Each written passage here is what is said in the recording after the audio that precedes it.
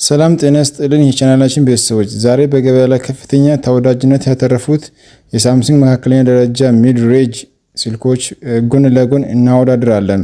የሳምሰንግ ጋላክሲ A17 በ5G እና የጋላክሲ M17 በ5G ሁለቱም ስልኮች በጣም ተቀራራቢ ዝርዝሮች ቢኖራቸውም በዋጋ በዲዛይን እና በጥራት በተወሰኑ ወሳኝ ነገሮች ላይ ይለያያሉ።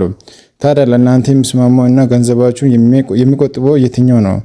በዛሬ ቪዲዮአችን ዝርዝር መረጃ ይዘንላችሁ ቀርበናል። ለቻናሉ አዲስ ከሆናችሁ ሰብስክራይብ በማድረግ አብራችሁ ቆዩ። ዲዛይናቸው ስናይ በመጀመሪያ ከውጫዊ ገጽታቸው እንጀምር። በሩቁ ሲታይ ሁለቱም ስልኮች ተመሳሳይ ቁመትና ካሜራ አቀማመጥ አላቸው። ነገር ግን ትልቁ ልዩነት የጀርባ ማቴሪያላቸው ላይ ነው።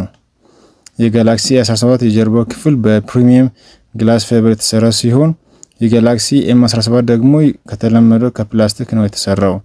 ይሁን እንጂ ሁለቱም ስልኮች ለፊት መስታወታቸው የጠንካራ ግሎሪያ ግላስ ቪክተርስ ጥበቃ ይጠቀማሉ። እንዲሁም ከዋና ከአቧራ ለመከላከል የIP54 ደረጃ አላቸው።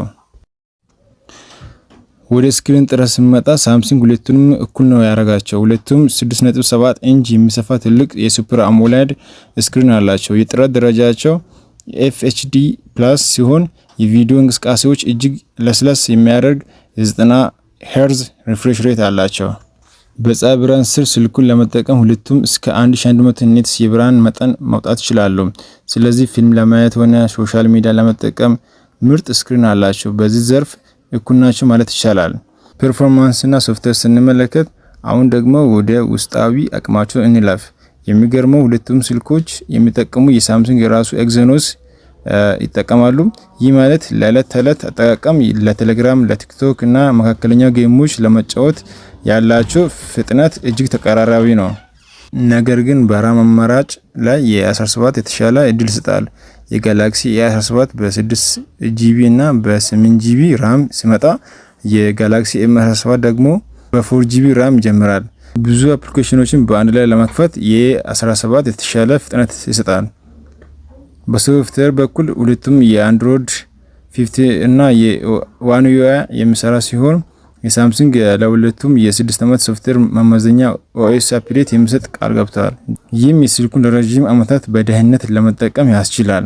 የካሜራ ኳሊቲ ስንመለከት ሁለቱም ስልኮች በጀርባቸው የ3 ካሜራዎችን ይዘዋሉ። ዋናው ካሜራ 50 ሜጋፒክሰል ሲሆን ቪዲዮ ሲቀርጽ ስታክ እንዳያደርግ ኦፕቲካል ኢሜጅ ስታቢላይዜሽን ይጠቀማል። በተጨማሪ 5 ሜጋፒክሰል አልትራ ዋይድ እና 2 ሜጋፒክሰል ማይክሮ ካሜራ አላቸው።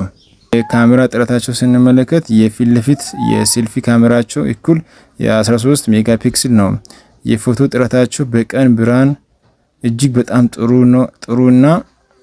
በጣም ጥሩና ተፈጥሯዊ ቀለም ያላቸው ፎቶዎችን ያነሳል። በካሜራ ረገድ በሁለቱም መካከል የሚታይ ትልቅ ልዩነት የለም።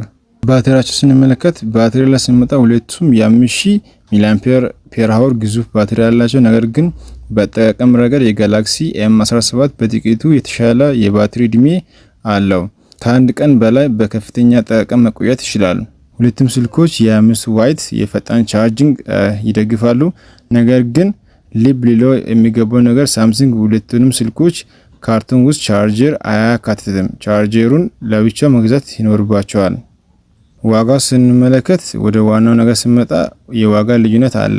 የጋላክሲ M17 በ5G በአንጻራዊነት ረከስ ያለ ዋጋ አለው። የጋላክሲ A17 በ5G ደግሞ በጥቂቱ ከፍ ያለ ዋጋ አለው። ታዲያ የትኛውን እንግዛ? ስልኩ የውጫዊ ገጽታ የቅንጦት እንደሆነ የተሻለ የራም አቅምና ጠንካራ የጀርባ አሰራር ከፈለጉ የጋላክሲ A17ን ይምረጡ። ነገር ግን ባጀታችሁ መቆጠብ ከፈለጋችሁ ተመሳሳይ ስክሪን፣ ተመሳሳይ ካሜራ እና ተመሳሳይ ፕሮሰሰር ፍጥነት በጥሩ ባትሪ ማግኘት ከፈለጋችሁ የጋላክሲ M17 ምርጥ ምርጫ ነው። እናንተስ ከሁለቱ ስልኮች የትኛውን ወደዳችሁ? ሀሳባችሁ ኮሜንት ላይ አስቀምጡልን። ቪዲዮውን ከተመቻችሁ ላይክ ማድረጋችሁን እንዳትረሱ። በሚቀጥለው ቪዲዮ እስከምንገናኝ ድረስ ቻው።